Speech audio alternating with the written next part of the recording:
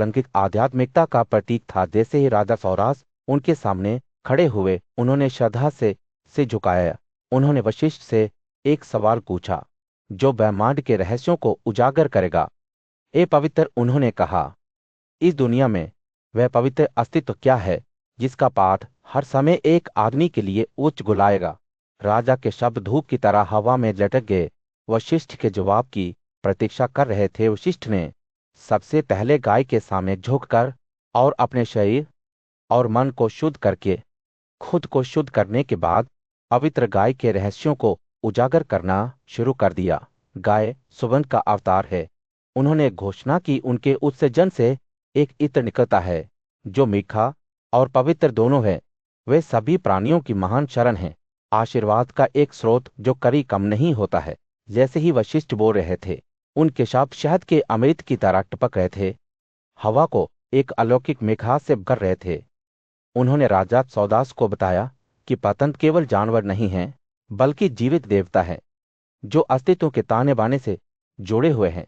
वे अतीत और भविष्य का प्रतिनिधित्व करते हैं, जो शाश्वत विकास का स्रोत और समृद्धि की जड़ हैं।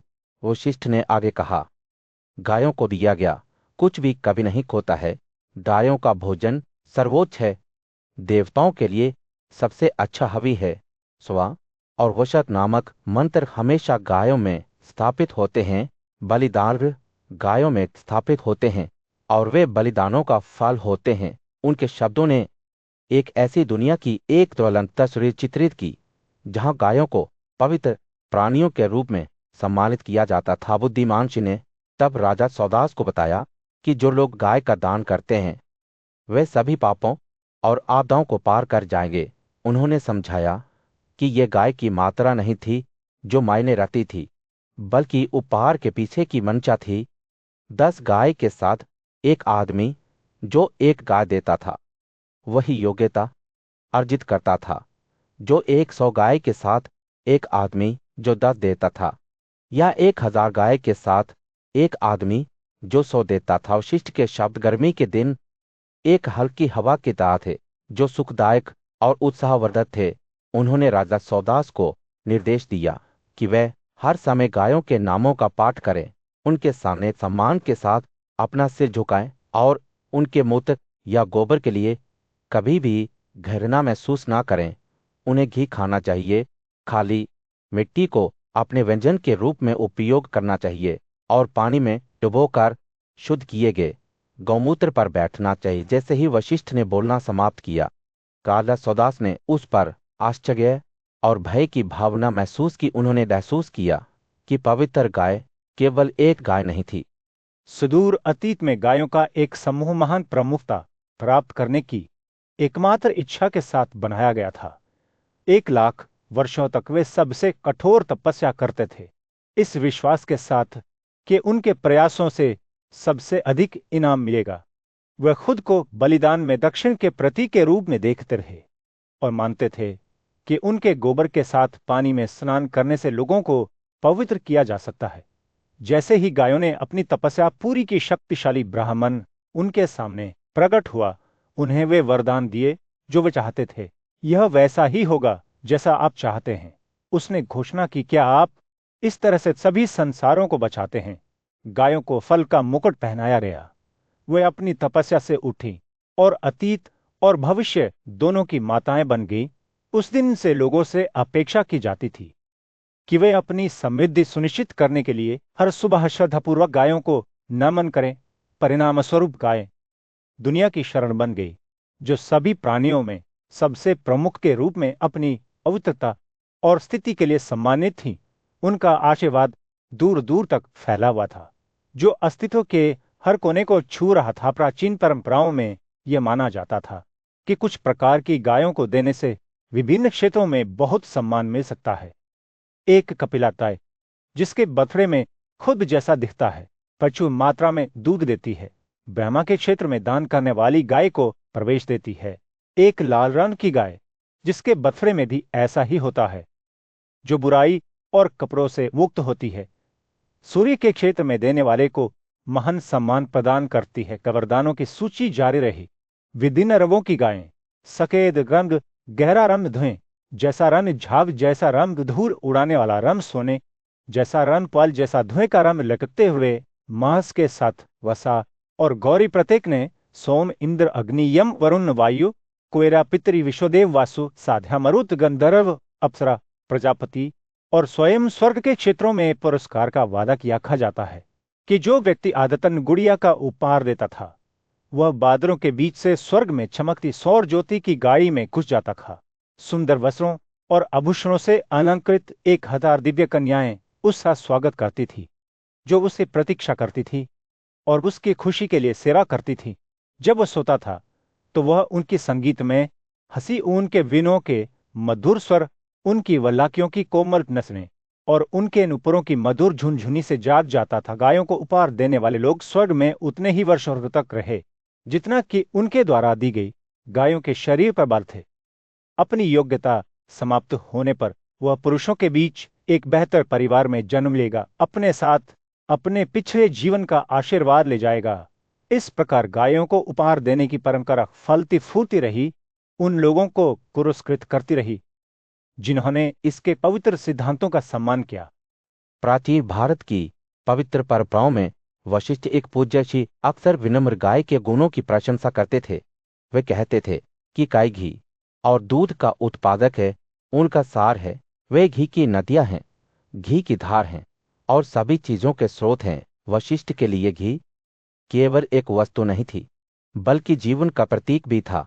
जब भी वे गाय के बारे में सोचते थे, उनका दिन भक्ति से भर जाता था। वे अक्सर इन पवित्र प्राणियों के आशीर्वाद का आह्वान करते हुए खुद को शुद्ध करने के लिए मंत्रों का पाठ करते थे। वे कहते थे, गाय हमेशा मेरे सामने होती है और गाय हमेशा मेरे पीछे होती है। उन्होंने अपने शरीर के का अंत में उनकी उपस्थिति महसूस की और घी उनके दिमाग में बहता था। गाय के लिए वशिष्ठ के प्यार की कोई सीमा नहीं थी। वह उनके बीच रहते थे, जो उनकी कोमल विलंबता से घिरा हुआ था। जैसे ही सूरज क्षितिज पर उगता था, वशिष्ठ दैनिक अपराधों से खुद को शुद्ध करने के लिए एक अनुष्ठान करता था।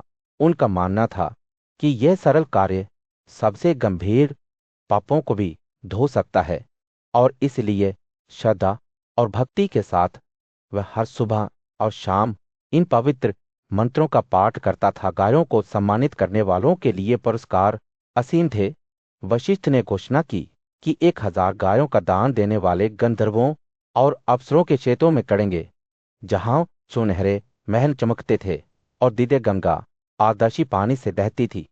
जिन्होंने शास्त्रों के अनुसार सैकड़ों हजारों गायों का उपहार दिया, वे इस दुनिया में अद्वितीय समृद्धि और अगले में महान सम्मान प्राप्त करेंगे। बहुत समय पहले राजा सौदास, जो एक न्यायप्रिय शासक थे, वशिष्ठ के शब्दों से बहुत प्रभावित हुए थे। वे समझ गए थे कि घोड़ा केवल प्राणी नहीं है, बल्कि सम्मान के योग्य पवित्र प्राणी है। काजा ने ब्राह्मणों को बड़ी संख्या में उपहार दिए। अपनी इंद्रियों को नियंत्रित करते हुए ऐसा किया। उनके कार्यों ने उन्हें अगली दुनिया में महान पुरस्कार दिए, जहां उन्होंने आनंद के कई क्षेत्रों को प्राप्त किया। गाय के लिए वशिष्ठ का प्यार संक्रामक था और जो लोग उनकी बातों को सुनते थे, वे भी उनका अनुसरण करने के लिए प्रेरित हुए। वे भी इन महान प्राणियों का सम्मान करने लगे, उनके मूल्य को न केवल निर्वाह के स्रोत के रूप में, बल्कि ब्रह्मांड के संरक्षक के रूप में पहचानते हुए। और इसलिए एक ऐसी दुनिया में जहां भक्ति और सम्मान सर्वोच्च था, गाय उन सभी का अवतार बन गई जो शुद्ध और पवित्र थी। जैसे ऋषि के शब्द समाप्त हुए, भीष्म बुद्धिमान बुजुर्ग ने सहमति में अपना सिर हिलाया। उन्होंने भी वशिष्ठ की शिक्षाओं को, गायन के गुणों के बारे में सुना था और वे जीवन को बदलने की उनकी शक्ति को जानते थे। उस उच्च आत्मा वाले भूमिदाता सौदास को वास्तव में वशिष्ठ के शब्दों से आशीर्वाद मिला था और उनके उपहारों ने उन्हें देवताओं में स्थान दिलाया था। इस संसार में जहां सभी जीवित प्राणियों के प्रति श्रद्धा थी, एक शाम सुबह के बीच बुद्धिमान और न्यायप्रिय राजा युधिष्ठिर अपनी दादी भीष्म के पास एक सवाल लेकर पहुंचे जो उनके दिमाग में चल रहा था। दादी, उन्होंने कहा, यह क्या है जो पवित्र और पूज्य के रूप में सबसे ऊपर है? सबसे पवित्र वस्तु क्या है? भीष्म की आंखें ज्ञान से चमक उठी जब उन्होंने जवाब दिया, हे राजा, सभी प्राणियों में सबसे पवित्र है वे गुण और शुद्धता के अवतार हैं। अपने दूध और उससे बने पवित्र प्रसाद से इस दुनिया में सभी जीवित प्राणियों को बनाए रखते हैं। युधिष्ठिर की जिज्ञासा बढ़ गई और उन्होंने भीष्म से गायों के महत्व के बारे में विस्तार से बताने के लिए कहा। मुझे बताइए दादी, उन्होंने कहा, गायों को इतना सम्मान क्यों दिया जाता है? हमारे जीवन में उनकी क्या भूमिका है? भीष्म ने एक पुरानी कहानी बुनना शुरू किया जो मनुष्यों और गायों के बीच पवित्र बंधन की बात करती है। बहुत पहले जब गाय सींग रहित थे, तब उन्होंने शाश्वत ब्राह्मण की तलाश की जिन्होंने उन्हें वरदान के रूप में सींग दिए, और किस तरह अपनी नई शक्ति से वे सूरज की तरह चमकते हुए सुंदरता से चमक उठे। जैसे ही भीष्म ने बोलना जारी रखा, उनके शब्दों ने नश्वर दुनिया से परे एक क्षेत्र के ज्वलंत चित्रों को चित्रित किया। उस पवित्र भूमि में उन्होंने कहा, पेड़ों को फूलों और फलों से सलाया जाता है जो दिव्य सुगंध छोड़ते हैं। मिट्टी रत्नों से बनी होती है, रेत सोना होती है, और जलवायु ऐसी होती है कि हर मौसम की उत्कृष्टता महसूस होती है। युधिष्ठिर ने उस क्षेत्र की खुशियों का वर्णन करते हुए ध्यान से सुना, जहां धर्मी लोग खुशी से खेलते थे, अपनी इच्छाओं के फल के साथ ताज पहनाया जाता था। भीष्म ने कहा, जो लोग पतंग देते हैं वे ऐसे क्षेत्रों में पहुंचते हैं जहां कुषाण और मरुत शासन करते हैं। जैसे जैसे बातचीत समाप्त होती गई, युधिष्ठिर ने इस पवित्र क्षेत्र को प्राप्त करने के लिए मार्गदर्शन मांगा। भीष्म ने उन्हें ज्ञान के शब्द दिए। किसी को गाय का सम्मान करना चाहिए, विनम्रता से उनकी पूजा करनी चाहिए और कभी भी उन्हें चोट नहीं पहुंचानी चाहिए। भक्ति के साथ गायों की सेवा करने से उनसे अमूल्य वरदान प्राप्त किए जा सकते हैं। और किस लिए युधिष्ठिर भीष्म द्वारा दिए गए ज्ञान के साथ अपनी यात्रा पर निकल पड़े। उन्हें उन पवित्र अनुष्ठानों के बारे में पता चला जो गाय के सम्मान में किए जा सकते थे। उनका गर्म मूत्र और दूध पीना, 3 दिनों तक घी का सेवन करना और पवित्र अग्नि में प्रसाद चढ़ाना, इन शिक्षाओं पर विचार करते हुए युधिष्ठिर ने महसूस किया कि आध्यात्मिक विकास का मार्ग कोई दूर का सपना नहीं था, बल्कि एक मूर्त वास्तविकता थी जो उनकी पहुंच में थी। हर कदम आगे बढ़ने के साथ उन्होंने महसूस किया कि वे खुद को गायन के क्षेत्र के करीब होते जा रहे थे, जहां धार्मिकता और आनंद सर्वोच्च था।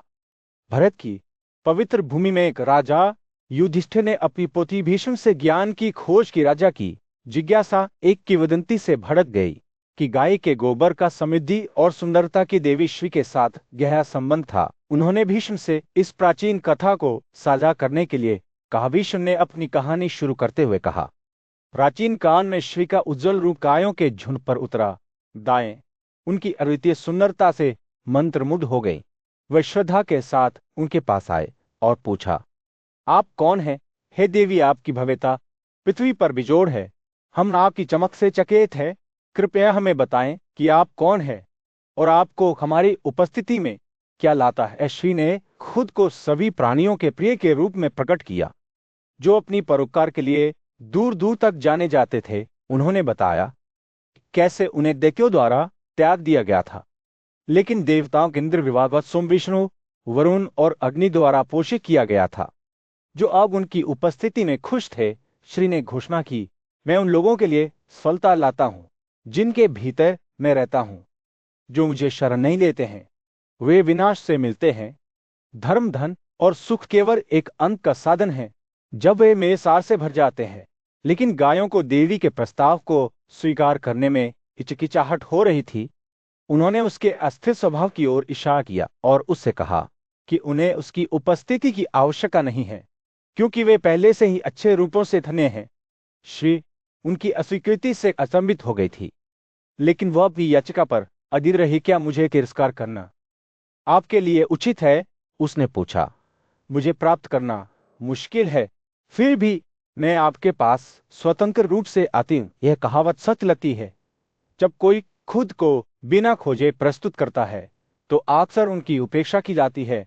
देवी ने उन्हें याद दिलाया कि देवताओं और राक्षसों को भी अपनी कृपा प्राप्त करने के लिए कठोर तपस्या से गुजरना पड़ता है।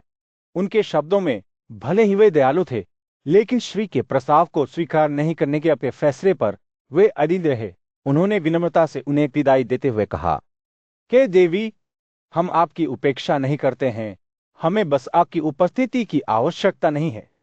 इस अस्वीकृति ने श्री को दुखी किया और उन्हें डर था कि दुनिया भर से उनका तिरस्कार किया जाएगा। हालांकि उनकी बातों से प्रेरित होकर श्री ने उनकी सुरक्षा मांगी, उनसे एक स्थिति से उसे बचाने का अनुरोध किया।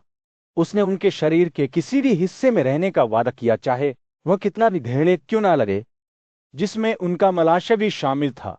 अपनी दयालुता और परोपकार के लिए जाने जाने वाले कुत्ते ने आपस में सलाह ली। अंत में उन्होंने जवाब दिया, हे देवी, हम आपको हमारे मूत्र और गोबर में रहने की अनुमति देकर आपका सम्मान करेंगे, जो पवित्र और शुभ है।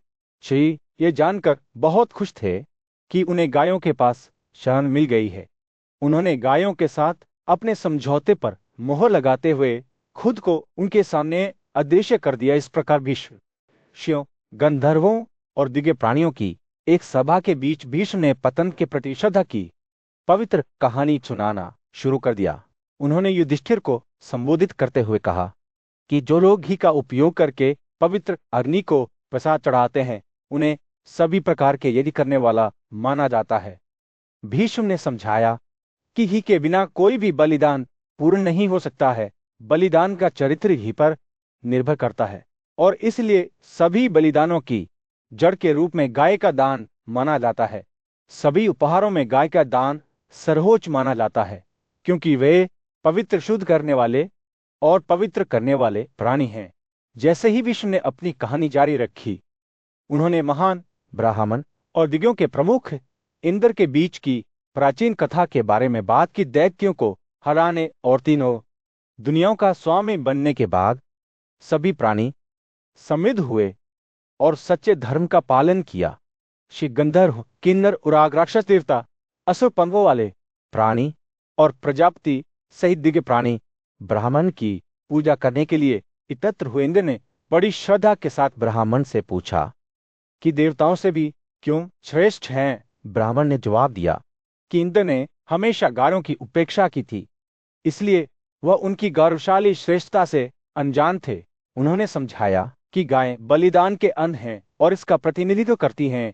उनके बिना कोई बलिदान नहीं किया जा सकता है। ब्राह्मण ने आगे कहा, कैनी को सुरभि की संतान कहा जाता है, जिन्होंने 11,000 वर्षों तक कैलाश पहाड़ों की छाती पर कठोर तपस्या की। देवी देवता शिव और नाग उनकी तपस्या से झुसे हुए थे। ब्राह्मण ने सुरभि को संबोधित करते हुए कहा, मैं आपकी तपस्या से संतुष्ट हूं। हे सुंदर, हे देरी, आप तो वरदान चाहते हैं वो माने। सुरभि ने जवाब दिया कि उसे वरदानों की कोई आवश्यकता नहीं है, बल्कि वह ब्रह्म को प्रसन्न करके खुश है। उसने उसे अमरता का वरदान और 3 दुनियाओं से ऊपर एक क्षेत्र दिया, जिसे गोलोक के नाम से जाना जाता है।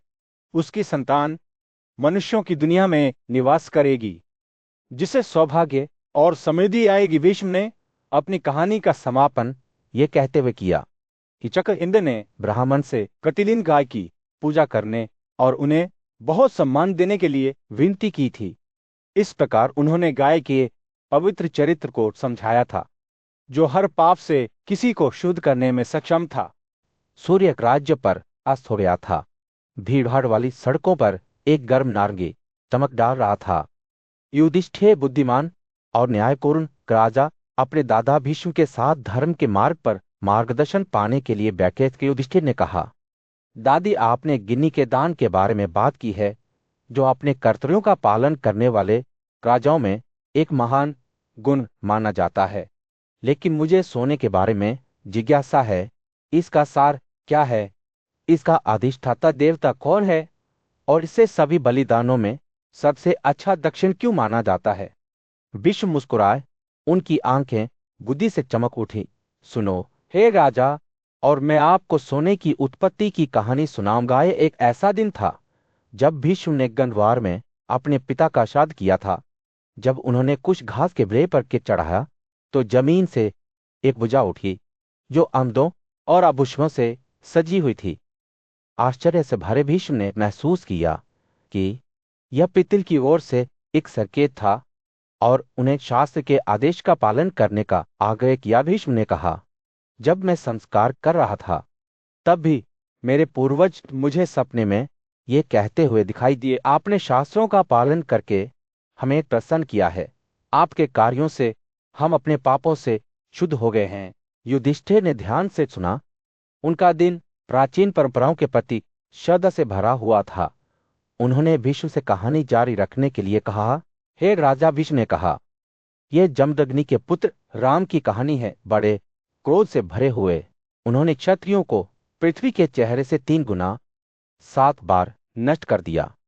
लेकिन घोड़े का बलिदान करने के बाद ही, जो सभी प्राणियों को शुद्ध करता है और ऊर्जा और वैभव को बढ़ाता है, राम हृदय की पूर्ण चमक प्राप्त करने में विफल रहे। राम मार्गदर्शन मांगते हुए बुद्धिमान ऋषियों और देवताओं के पास गए और अपने पिछले कार्यों की तुलना में अधिक शुद्धिकरण कार्य की मांग की। करुणा से भरे ऋषियों ने जवाब दिया कि उन्हें विद्वान ब्राह्मणों का सम्मान करना चाहिए और उनकी सलाह का पालन करना चाहिए। इस आचरण के बाद भीष्म ने आगे कहा, राम ने पुनर्जन्म लेने वाले ऋषियों से उस वस्तु के बारे में पूछा जिसे देखकर उनकी इच्छा पूरी की जा सकती है। उन्होंने कहा, हे भिक्षुकों के प्रसन्नकर्ता, जो नश्वर पाप कर चुका है, वो गाय, मिट्टी और धन का उपहार देकर शुद्ध हो जाता है।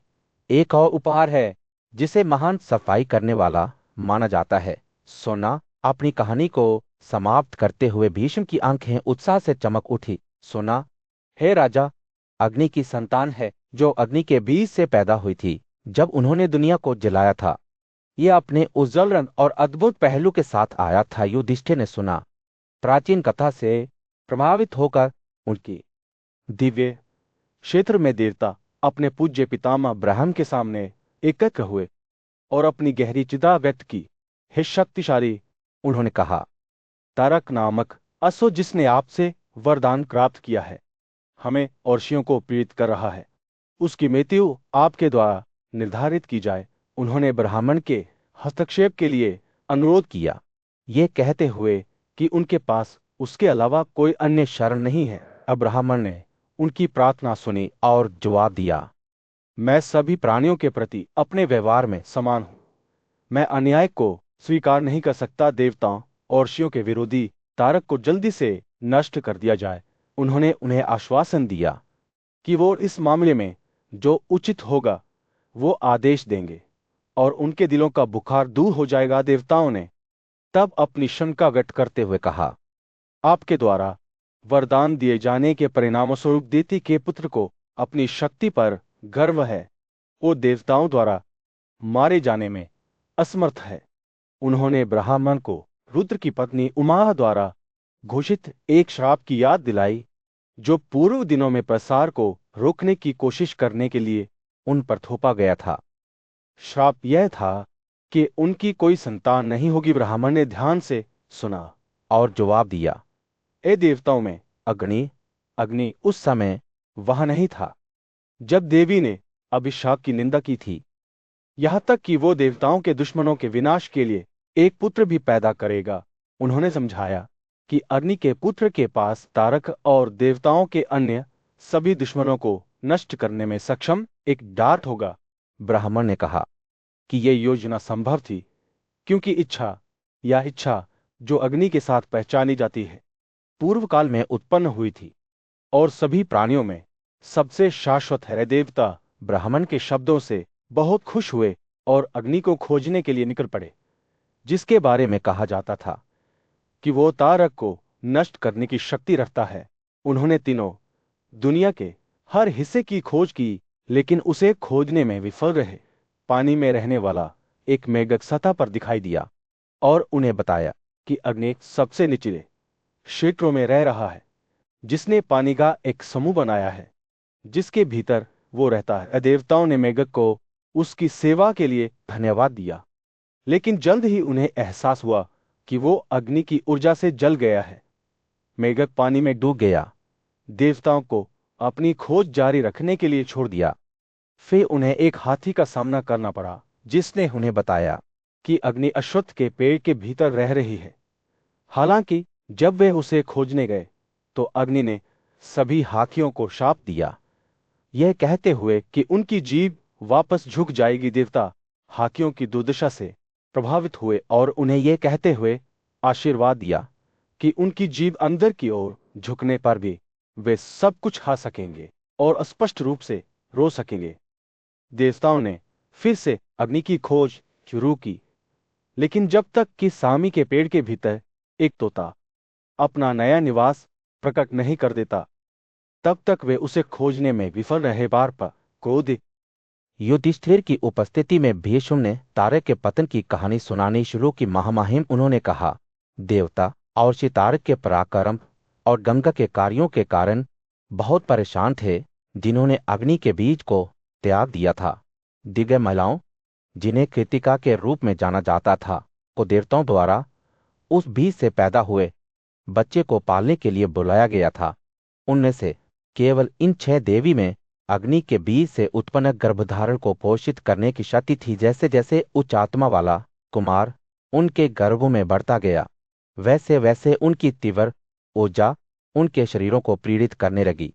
वे स्वर्ग या पृथ्वी पर कहीं भी शांति पाने में विफल रहे। आखिरकार उन्होंने एक ही समय में बच्चे को जन्म दिया, और हालांकि 6 अलग अलग गर्भों में रखा गया था, सभी भार एक अस्तित्व में एकजुट हो गए। देवी पृथ्वी ने बच्चे को सोने के ढेर से उठाया, और वह आग के देवता की तरह भव्यता से चमक रहा था। कृतिकाओं ने अपने बच्चे कार्तिकेय को सुबह के सूरज की तरह चमकते हुए देखा। स्नेह से भरे हुए उन्होंने अपने स्तनों के पोषण के साथ उसका पालन पोषण करना शुरू कर दिया। कृतिकाओं से उनके जन्म और उनके द्वारा पालन पोषण के कारण वे तीनों दुनियाओं में कार्तिकेय के रूप में जाना जाने लगा।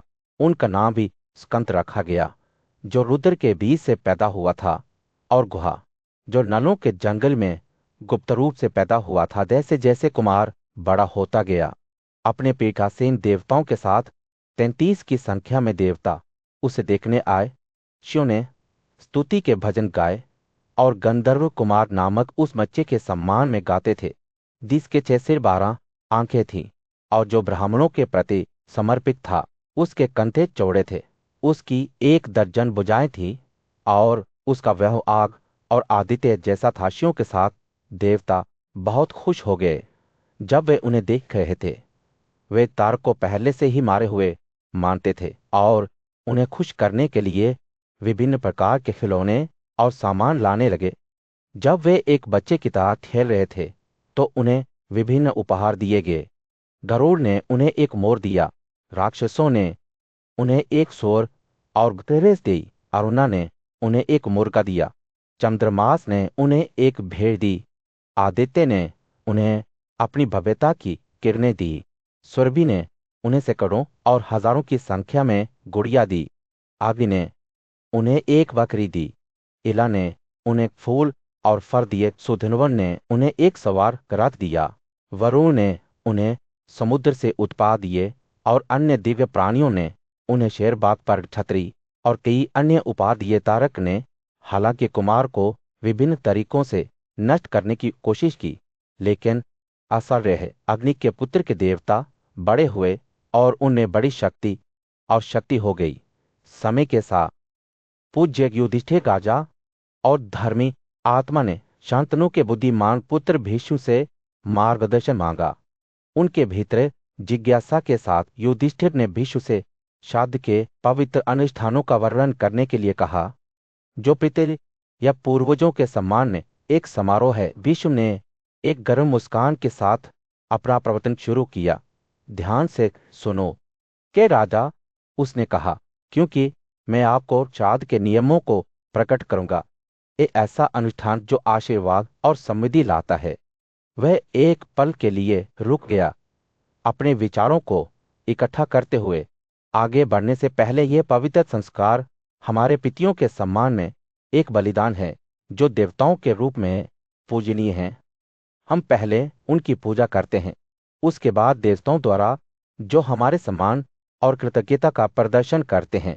जैसा कि भीष्म ने कहा, उनके शब्दों ने भक्ति और परंपरा का एक चित्र बनाया। उन्होंने समझाया कि श्राद्ध किसी भी दिन किया जा सकता है, लेकिन अमावस्या की दोपहर को ऐसा करना विशेष रूप से शुभ है। उन्होंने कहा, पितर इस अनुष्ठान से प्रसन्न हैं और उनका आशीर्वाद हमें दिया जाता है। भीष्म ने तब विशिष्ट तंत्र दिवसों पर श्राद्ध करने से जुड़े गुणों का खुलासा किया। प्रकाशित अखवाड़े के पहले दिन उन्होंने घोषणा की व्यक्ति को सुंदर जीवन साथी का आशीर्वाद मिलता है, जो कई बच्चों को जन्म देंगे, जो सभी वांछनीय गुणों से संपन्न होंगे। उन्होंने बाद के दिनों में श्राद्ध करने के लाभों की रूपरेखा तैयार करना जारी रखा। बेटियां, घोड़े, छोटे जानवर, बेटे, महान, वह प्रसिद्धि, व्यापार में धन और बहुत कुछ। जैसे ही युधिष्ठिर ने ध्यान से सुना, भीष्म के शब्दों ने उनके दिमाग में जीवंत चित्र बनाए। उन्होंने इस पवित्र अनुष्ठान के साथ अपने पूर्वजों को सम्मानित करने से आने वाले आशीर्वाद की कल्पना की। 13वें दिन श्राद्ध करने से भीष्म ने कहा, व्यक्ति अपने रिश्तेदारों पर श्रेष्ठता प्राप्त करता है और 14वें दिन परिवार के सभी युवा पुरुषों की मृत्यु हो जाती है। भीष्म ने समय और विस्तार पर ध्यान देने के महत्व पर जोर देते हुए अपने प्रवचन का समापन किया। अंधेरे पखवाड़े में 14वें को छोड़कर सभी दिन श्राद्ध करने के लिए प्रशंसनीय हैं। उन्होंने कहा, और प्रत्येक दिन के भीतर दोपहर पूर्वाह्न से बेहतर होती है। सौम्य से हिलाते हुए भीष्म ने अपनी शिक्षा का समापन किया और युधिष्ठिर को इस पवित्र अनुष्ठान की गहरी समझ के साथ छोड़ दिया। जैसे ही सूर्य क्षितिज के नीचे डूबता है, भूमि पर एक गर्म नारंगी चमक डालता है। युधिष्ठिर भीष्म द्वारा दिए गए ज्ञान के लिए आभारी महसूस करते हैं। उन्हें एक एहसास हुआ कि श्राद्ध के माध्यम से उनके पूर्वजों का सम्मान करना केवल एक कर्तव्य नहीं है, बल्कि उनके जीवन और उनके आसपास के लोगों के जीवन में आशीर्वाद और समृद्धि पैदा करने का एक तरीका है। एक उदास बातचीत के बीच सबसे बड़े पांडव भाई युधिष्ठिर ने पूज्य योद्धा और श्री भीष्म से एक गहरा सवाल किया। वह उद्देश्य क्या है? उन्होंने पूछा, जो हमारे पूर्वजों को समर्पित होने पर अटूट हो जाता है। कौन से प्रसाद यदि किए जाते हैं तो हमेशा के लिए बने रहते हैं। भीष्म की आंखें ज्ञान से चमक उठीं जब उन्होंने पिते या पैतृक आत्माओं के समान श्राद्ध की प्राचीन परंपराओं का वर्णन करना शुरू किया। ध्यान से सुनो युधिष्ठिर, उन्होंने कहा। उनकी आवाज श्रद्धा से भरी हुई थी। जिन लोगों ने श्राद्ध की पेचीदगियों में महारत हासिल की है, वे जानते हैं कि विशिष्ट प्रसाद हमारे पूर्वजों को अलग अलग अवधि के लिए बनाए रख सकते हैं। जैसे ही भीष्म ने बात की, दृश्य एक शांत वातावरण में स्थानांतरित हो गया, जहां श्राद्ध समारोह में तिल और चावल चढ़ाए जा रहे थे। इन विनम्र उपहारों से प्रसन्न होकर पितर पूरे महीने तक संतुष्ट रहे। मनो महान श्री भीष्म ने आगे कहा, यह पता चला है कि जब तिल का प्रचुर मात्रा में उपयोग किया जाता है तो श्राद्ध अक्षय हो जाता है। प्रत्येक नई भेंट के साथ पिता की संतुष्टि की अवधि बढ़ गई। 2 महीने के लिए मछली, 3 के लिए मटन और 4 के लिए खरगोश का मांस, एक बकरी या बेकन का मांस उन्हें 5 से 6 महीने तक बनाए रख सकता है, जबकि कुछ हिरण प्रजातियों के हिरण को 8 से 9 महीने की संतुष्टि दी जाती है। कहा जाता है कि घी के साथ मिश्रित गोमांस पूरे वर्ष रहता है। जैसे जैसे भीष्म की कहानी सामने आई, ध्यान अधिक विदेशी प्रसाद की ओर चला गया। वदरिनास का मांस जो 12 वर्षों तक पिकियों को बनाए रख सकता था, और गेडे का मांस जब विशिष्ट चंद्र दिनों में प्रस्तुत किया जाता था तो अक्षय हो जाता था। कात्साका नामक पोथर और कंतन फोर की पंखुड़ियों में भी यह पवित्र शक्ति थी। गहरी श्रद्धा के एक क्षण में भीष्म ने पितरियों से स्वयं प्राप्त क्षण साझा किए, जैसा कि महान ज्ञान केशी संत कुमार ने उन्हें बताया था। इन प्राचीन भजनों में किसी के पूर्वजों के सम्मान के लिए विशिष्ट अनुष्ठानों को रेखांकित किया गया था। माघ नक्षत्र के नीचे अंधेरे पखवाड़े के 13वें दिन घी के साथ मिश्रित पायस चढ़ाना या एक व्रत के पालन में बकरी का मांस या कंचन फूल की पंखुड़ियां पेश करना। जैसे ही युधिष्ठिर ने ध्यान से सुना, भीष्म में गया में श्राद्ध करने के महत्व पर जोर दिया।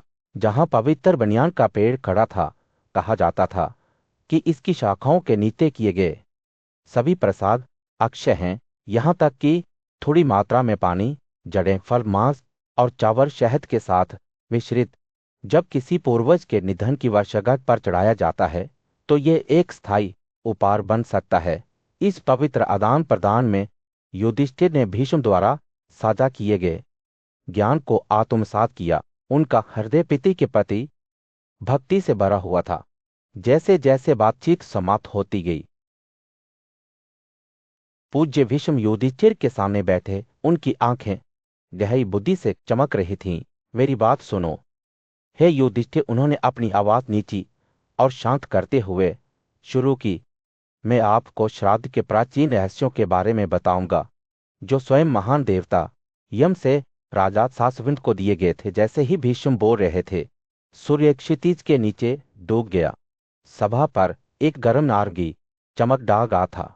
धूप की मीठी सुगंध और पेड़ों के बीच हवा की कोमल बड़बड़ाहट से हवा भर गई थी। कृतिका नक्षत्र के नीचे भीष्म ने आगे कहा, पवित्र अग्नि की स्थापना के बाद व्यक्ति यज्ञ करता है।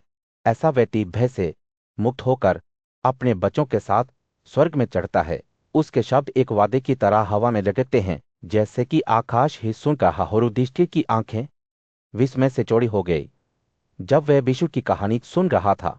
आखिरकार वह एक राजा था और उसके लोगों का भाग्य उसके कंधों पर था।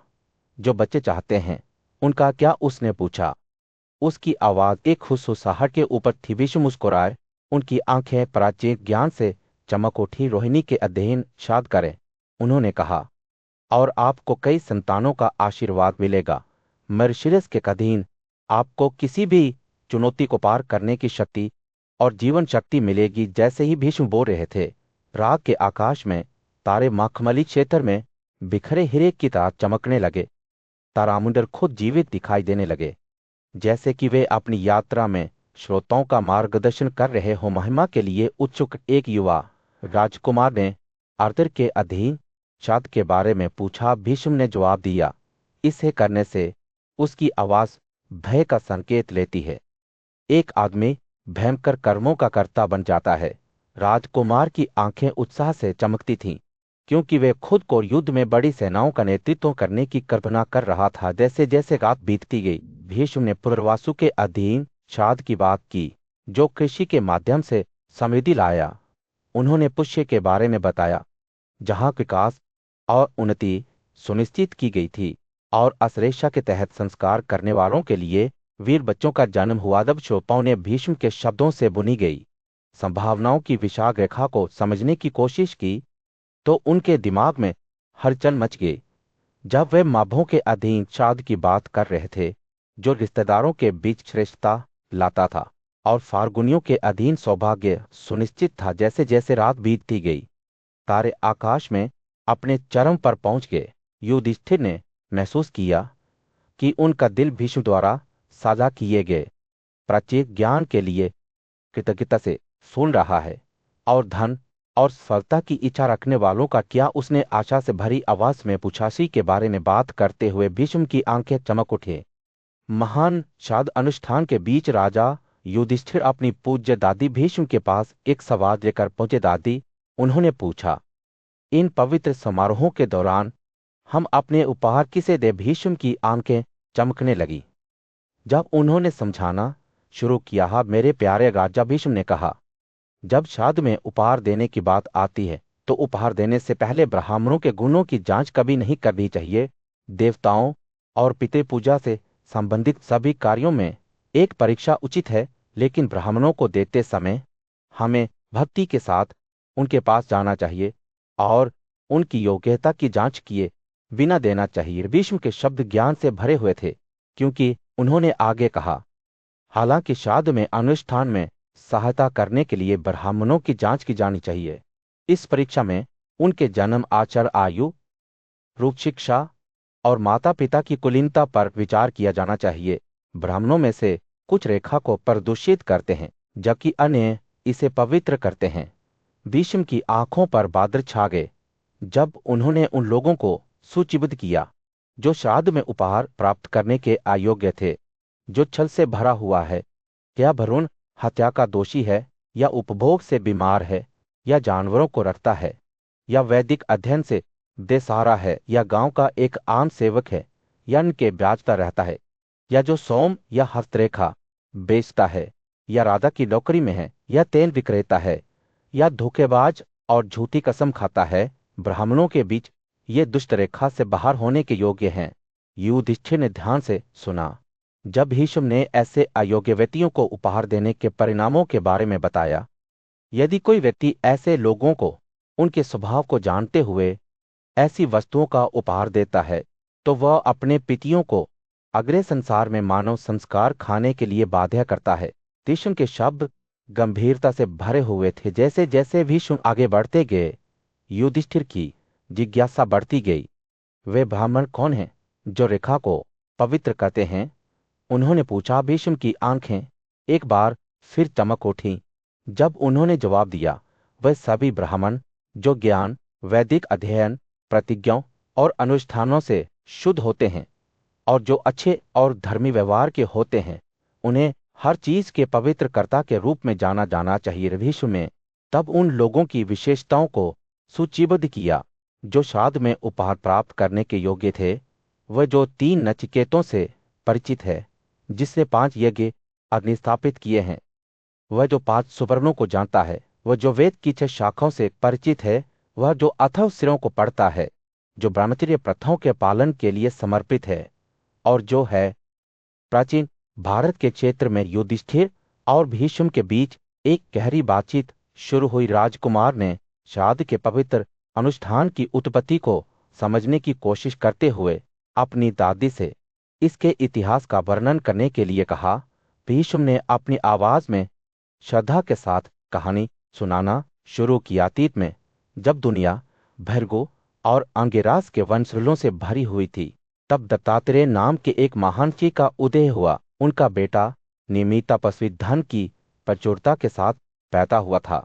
जैसे जैसे समय बीतता गया, निमि का बेटा श्रीमत अस्तित्व में आया, जो सुंदरता और पुण्य का प्रसार करता गया। हालांकि भाग्य ने फैसला किया कि श्रीमत केवल 1000 साल के जीवन के बाद इस दुनिया को छोड़ देंगे।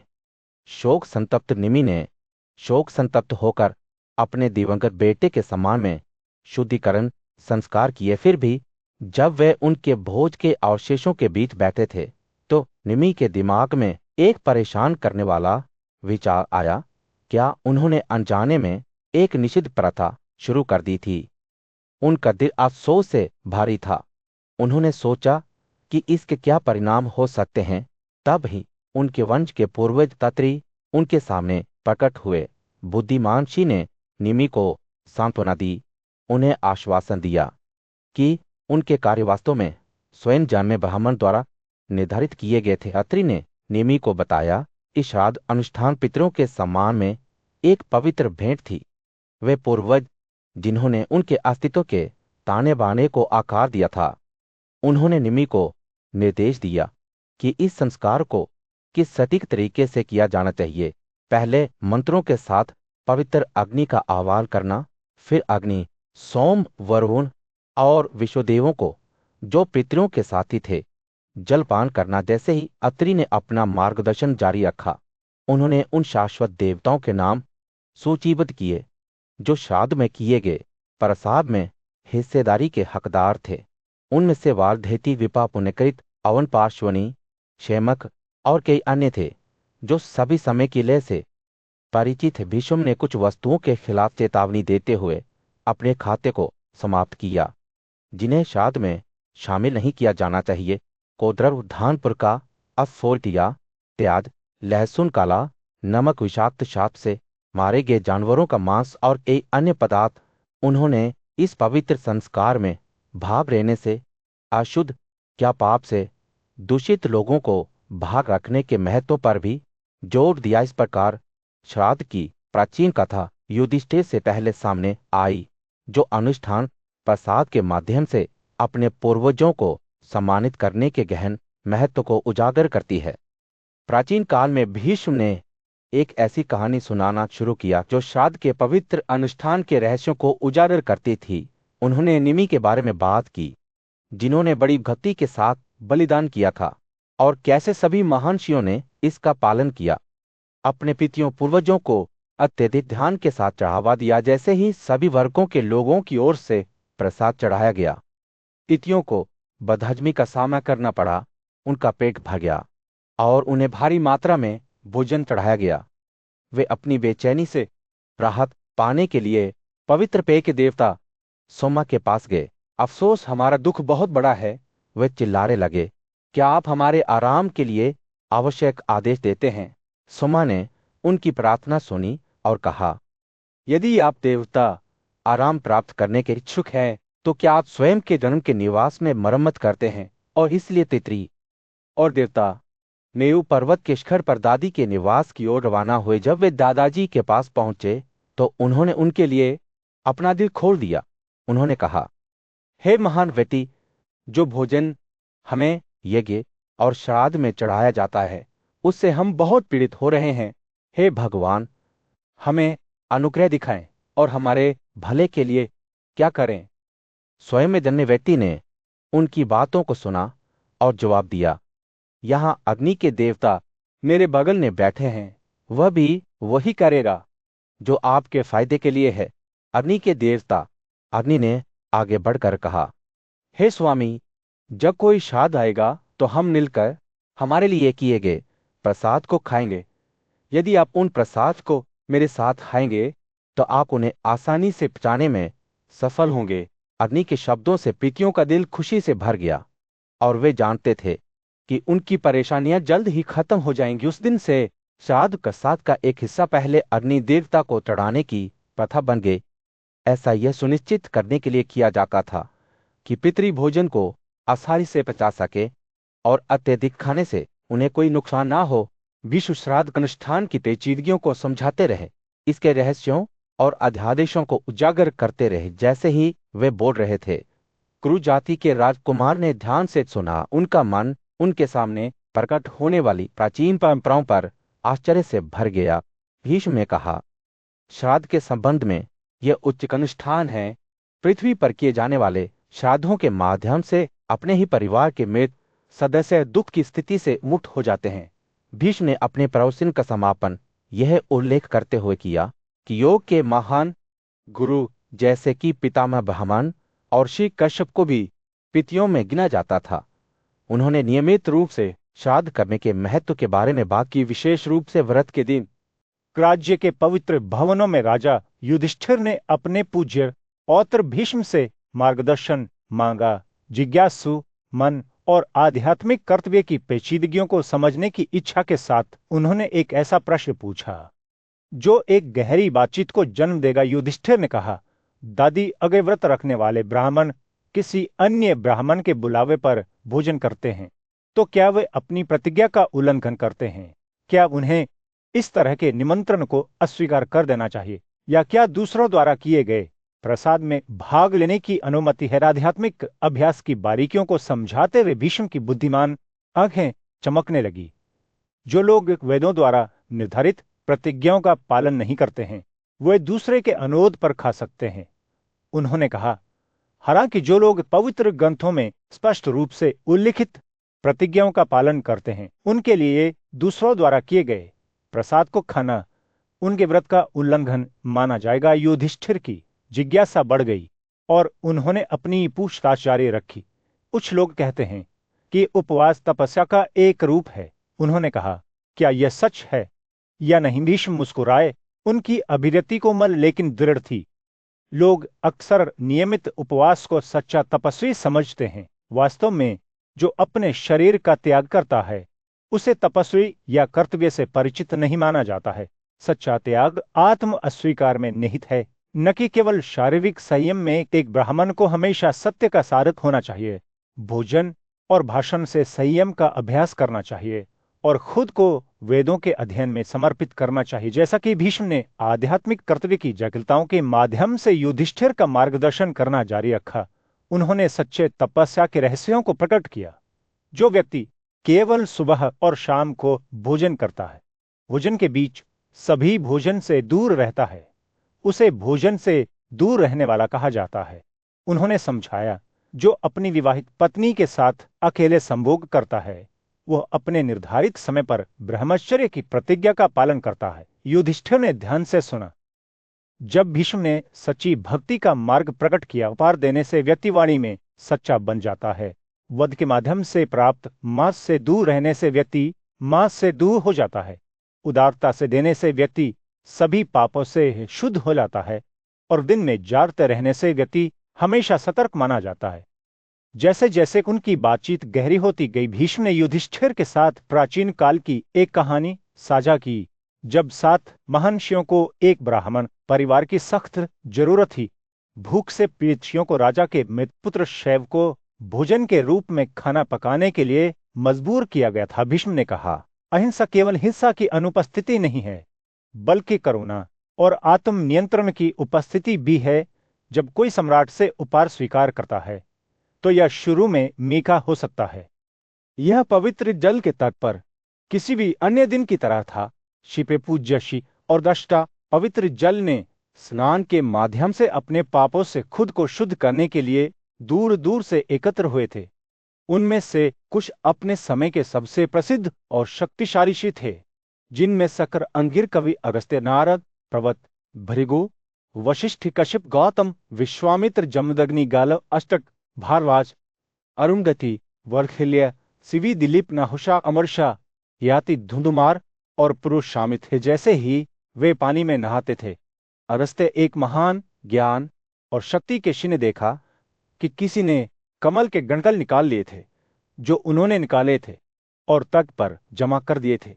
वो तुच्छ नहीं थे और उनके संदेह तुरंत जग गए। मेरे गणकल किसने ले लिए हैं? वो गड़गड़ाया। उसकी आवाज पानी के पार गूंज रही थी। अन्य ऋषि अगस्त्य के शब्दों से हैरान थे और वे जानते थे कि उन्हें किसी भी गलत काम के लिए अपने नाम साफ करने होंगे। वे उसके चारों ओर इकट्ठा हुए और धर्म और सच्चाई को बनाए रखने की कसम खाई। एक एक करके उनमें से प्रत्येक ने एक विशिष्ट कार्रवाई करने की कसम खाई कि अगर किसी ने वास्तव में अगस्त्य के गणकल चुरा लिए हैं।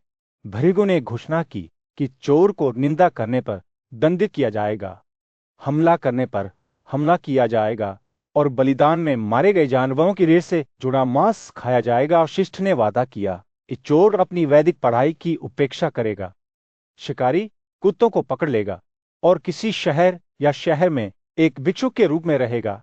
कश्यप ने कसम खाई कि चोर हर जगह सब कुछ बेच देगा, जमा कर राशि का दुरुपयोग करेगा और गलत सबूत देगा। गौतम ने घोषणा की कि चोर गर्व के साथ जीवित रहेगा, एक ऐसी समझ का प्रदर्शन करेगा जो सभी प्राणियों को समान रूप से नहीं देखता है और हमेशा इच्छा और क्रोध के आगे झुकता है। अंगियास ने श्राप दिया कि चोर अशुद्ध होगा, एक निंदनीय ब्राह्मण जिसने शिकारी कुत्तों को पकड़ लिया और ब्राह्मण हत्या का दोषी था। धूमधुमार ने कसम खाई कि चोर अपने दोस्तों के प्रति कृतज्ञ होगा, एक शूद्र महिला को जन्म देगा और घर में आने वाला कोई भी अच्छा भोजन दूसरों के साथ साझा किए बिना अकेले खाएगा। दिलीप ने घोषणा की कि चोर एक ब्राह्मण के लिए आरक्षित दुख और बदनामी के क्षेत्रों में उतर जाएगा, जो एक गांव में रहता है और एक शूद्र महिला के साथ यौन संबंध रखता है। पुरु ने कसम खाई कि चोर एक चिकित्सक के व्यवसाय को अपनाएगा, अपनी पत्नी की कमाई से सहारा लेगा और अपने ससुर से आजीविका लेगा। में जारी रही। हर्ष ने अज्ञात चोर पर अपना शाप जोड़ा। शुक्रा ने कसम खाई कि चोर जानवरों का मांस नहीं खाएगा। पवित्र रीति रिवाजों और परंपराओं पर एक गंभीर चर्चा के बीच बुद्धिमान राजा युधिष्ठिर ने पूज्य बुजुर्ग भीष्म से एक दिलचस्प सवाल पूछा। हे भारत के दुर्लभ प्रमुख, उन्होंने पूछा, पश्चातवर्ती समारोह में छत्र और सैंडल देने की प्रथा किसके द्वारा शुरू की गई थी? ये क्यों शुरू किया गया था और वे उपहार किस उद्देश्य के लिए बनाए जाते हैं? भीष्म अपनी आंखों में एक चमक के साथ एक ऐसी कहानी बुनने लगे जो युधिष्ठिर को एक पुराने युग में ले जाएगी। हे राजकुमार, उन्होंने कहा, धार्मिक अनुष्ठानों में छत्र और जूते देने की प्रथा के संबंध में मैं जो विवरण पढ़ूंगा उसे ध्यान से सुने। और इस तरह भीष्म ने एक ऐसी कथा शुरू की जो प्राचीन विद्या के चित्र के रूप में सामने आएगी। एक दूर के अतीत में भृगु के वंश के एक शक्तिशाली शी जमदग्नि अपने धनुष के साथ अपने दैनिक अभ्यास में लगे हुए थे। उनकी पत्नी रेणुका उनके द्वारा दागे गए तीरों को इकट्ठा करती थी। और उन्हें उनके पास वापस लाती थी, क्योंकि वह अपने तीरों के कर्कश शोर और अपने धनुष के झंझावात से खुश था।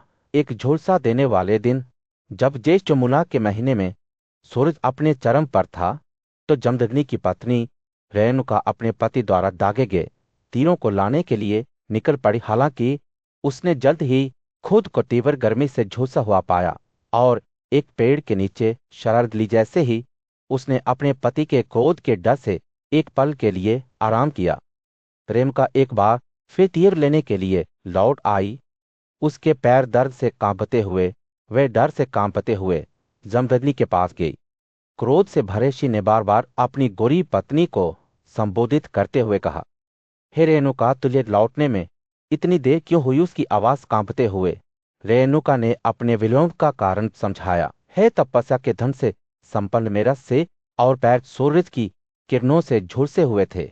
गर्मी से तंग आकर मैंने खुद को एक पेड़ की छाया में डाल दिया था। जमदग्नि का गुस्सा केवल तब तेज हुआ जब उसने दिन के तारे को नष्ट करने की कसम खाई, जिसने उसकी पत्नी को इस तरह से पीड़ित किया था। जैसे जमदग्नि सूर्य के सामने खड़ा हुआ, अपना दिव्य धनुष खींच रहा था और कई तीर उठा रहा था। सूर्य स्वयं उसके सामने प्रकट हुआ। ब्राह्मण के भेष में सूर्य भगवान जमदग्नि के पास पहुंचे और कहा, सूर्य ने आपको अप्रसन्न करने के लिए क्या किया है? आकाश के माध्यम से बहते हुए वह पृथ्वी से नमी खींचता है और बारिश के रूप में वह उस पर एक बार फिर डाल देता है। सूर्य भगवान ने आगे कहा, इसके माध्यम से हे पुनर्जन्म की मनुष्यों का भोजन उगता है, भोजन जो उन्हें बहुत पसंद है। वे भारत की प्राचीन भूमि में दो पूज्य आकृतियों के बीच एक पौराणिक कथा सामने आई। जमदग्नि एक शक्तिशाली शी और सूर्य उज्ज्वल सूर्य देवता। एक दिन जैसे ही सूर्य आकाश में अपने चरम पर पहुंचा, वो विनम्रता के साथ एक साधारण ब्राह्मण के रूप में खुद को कच्छन करते हुए जमदग्नि के पास पहुंचा। सूर्य ने हाथ जोड़कर और कोमल स्वर में जमदग्नि से अपने प्रति अपने क्रोध पर पुनर्विचार करने का अनुरोध किया। हे पुनर्जीवित शी, सूर्य ने कहा, सूर्य हमेशा गति में रहता है। आप दिन के भगवान को कैसे भेज सकते हैं जो लगातार आगे बढ़ रहे हैं? लेकिन जमदग्नि दृढ़ रहे। उनकी अग्नि में आत्मा अदित रही। रुपये चेहरे पर मनोरंजन के संकेत के साथ जमदग्नि ने जवाब दिया, हे सूर्य, मैं आपके भेष में देख रहा हूं। मुझे पता है कि ये आप दोनों एक ही समय में गतिमान और गतिहीन हैं। मैं आज आपको एक सबक सिखाऊंगा। उन्होंने घोषणा की कि जब सूरज दोपहर में आकाश में स्थिर खड़ा होगा, तो वो अपने तीरों से सूर्य को मार गिराएगा। जमदग्नि के दृढ़ संकल्प से चकित होकर सूर्य ने सुरक्षा की गुहार लगाई। हे पवित्र, सूर्य ने कहा, हालांकि मैंने आहत किया है, लेकिन देखो, मैं तुम्हारी दया का समर्थक हूं। लेकिन जमदग्नि अडिग रहा। उसका मन आगे की चुनौती पर टिका रहा। जैसे ही सूर्य देवता ने उनसे विनती करना जारी रखा, जमदग्नि की अभिव्यक्ति नरम हो गई और वो मुस्कुराए। उन्होंने सूर्य से पूछा, जब आपने मेरी सुरक्षा मांगी है, तो आपको क्या डर है? जो व्यक्ति एक पूरक को मार सकता है, वो अपने गुरु के बिस्तर को भी तोड़ देगा या शराब पी सकता है। शी के शब्दों में एक भारी चेतावनी थी। सूर्य अपनी सीमाओं को समझते हुए जमदग्नि के सामने झुक गया। सम्मान और कृतज्ञता के भाव से उसने उसे एक छतरी और एक जोड़ी सैंडल उपहार के रूप में भेंट की। ज्यों छतरी ले लो, हे महान शी, सूर्य ने कहा, जिससे सिर्फ मेरी किरणों से सुरक्षित रह सकता है। यह जोड़ी सैंडल पैरों की सुरक्षा के लिए चमड़े से बनी है। जैसे ही जमदग्नि ने उपहार स्वीकार किए, सूर्य ने घोषणा की कि ये प्रसाद तीनों दुनियाओं में पवित्र अनुष्ठानों का एक अभिन्न अंग बन जाएंगे। उस दिन से ब्राह्मणों को छत्र और जूते देने की परंपरा एक सराहनीय कार्य के रूप में स्थापित हुई। पूज्य श्री भीष्म ने इस प्रथा के गुणों की प्रशंसा करते हुए कहानी को जारी रखा। उन्होंने समझाया कि जो लोग ब्राह्मणों को स्वपसलियों वाले संकेत छाते देते हैं, वे मृत्यु के बाद शाश्वत सुख प्राप्त करते हैं, और ब्राह्मणों, अप्सराओं और देवताओं से घे इंद्र के क्षेत्र में रहते हैं। जैसे जैसे कहानी समाप्त होती गई, भीष्म ने इस परंपरा के महत्व पर जोर दिया। हे शक्तिशाली उन्होंने कहा, वो जो स्नातक ब्राह्मणों को जूते देता है या उन अनुष्ठानों का अभ्यास करता है जिनके पैर हैं